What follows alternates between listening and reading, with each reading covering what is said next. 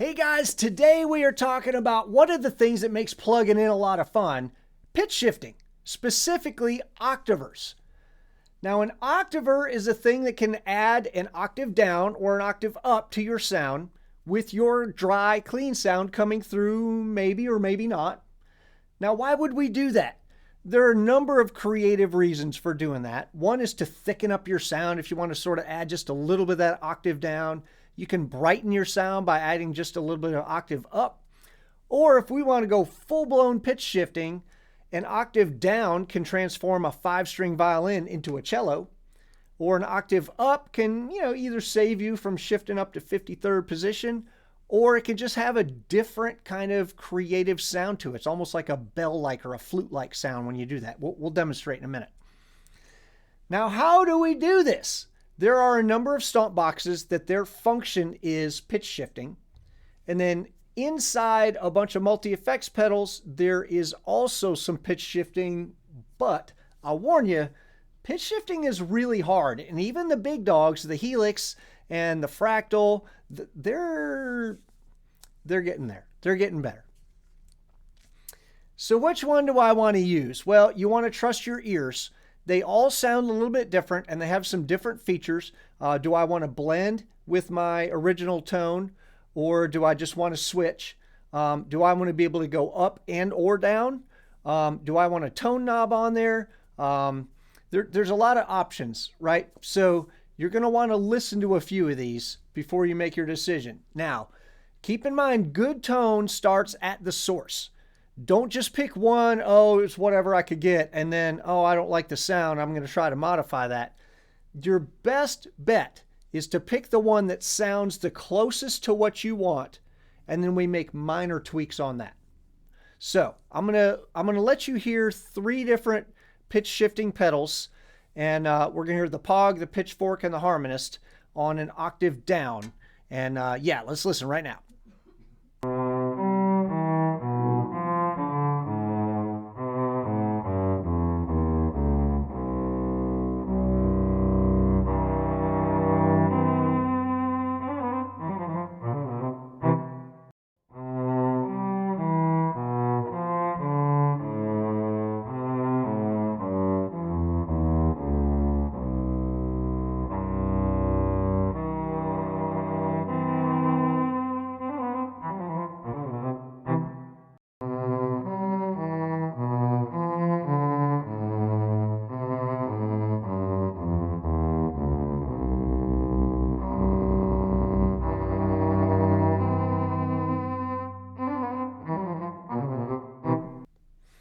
All right, you can hear on some of the longer notes with that, with the PS6, we got a little bit of grinding going on, right? If you're gonna stay moving, they're not too bad. They're really designed for guitars that don't have the kind of sustain that violins do.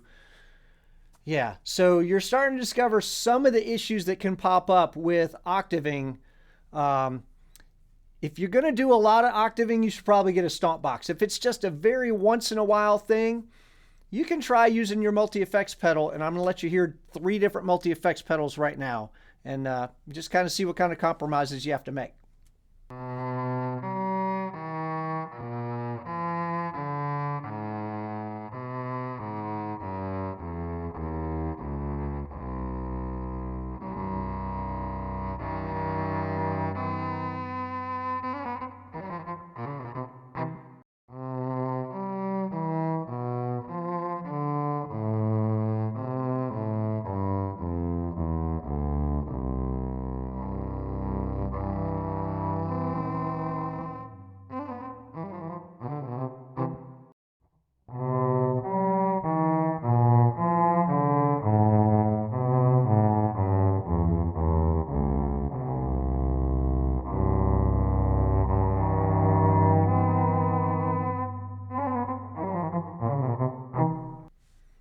So there are some decisions to be made, right? Let's talk about octave up. You want to use this with caution.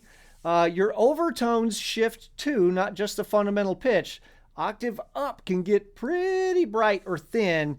You're probably going to need some EQ.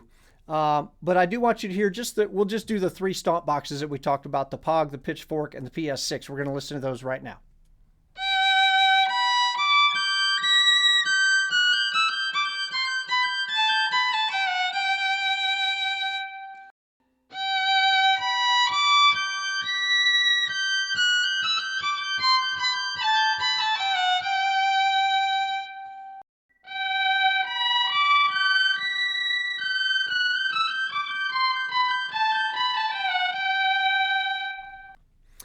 right, so now we know how to shift our sound by an octave, up or down.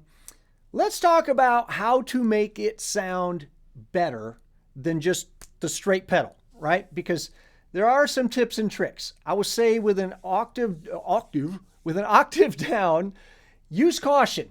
Your overtones, like we mentioned before, your overtones shift 2. It can get a little muddy. It may need some EQ.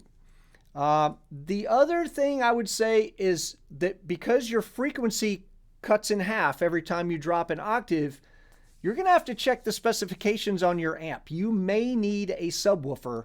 We occasionally get people will call in and go, hey, you know, I got this pedal and it can drop my sound 2 octaves, but it doesn't, I can't hear, you know, my amp doesn't work. So if you've got a low C on your violin or viola, that's 131 hertz. Drop that by an octave, it's 65 hertz. Drop it 2 octaves, you're in the 30s. Human hearing only goes to 20.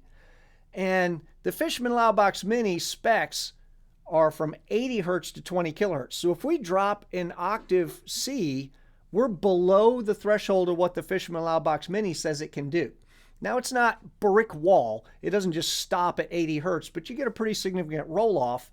And you're going to find that an octave C on some amps just isn't going to sound good. So you're going to have to sort of make some choices with your gear if you're wanting to do a lot of pitch shifting. Where do I put the pitch shifter in my signal chain? I do pitch shifting first or very nearly first, and then I pretty much follow that right up with EQ. Now, what EQing am I going to want to do? Third time now, overtones get shifted too. So because I like subtractive EQ better than additive EQ, generally on my octave down, I will trim some lows out because, again, all those overtones get shifted. If I'm pulling the lows down, it makes the highs higher in comparison, right? Subtractive EQ is almost always going to be better. So I'm going to pull some lows out on my octave down, which seems a little counterintuitive, but it is going to make it sound more natural. And then the opposite on an octave up. I'm going to trim some highs because all those overtones are getting shifted too. Trimming highs is going to make that pitch shifting sound a little more natural.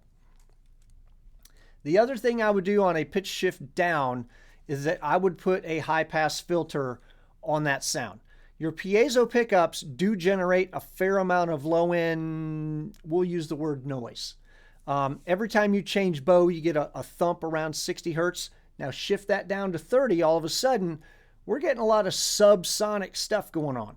So I would definitely high pass filter any of my sub-octave parts and think about what you're plugging into. At a minimum, I would probably set my high pass around 40 hertz. Again, it's not a brick wall, it's a roll-off.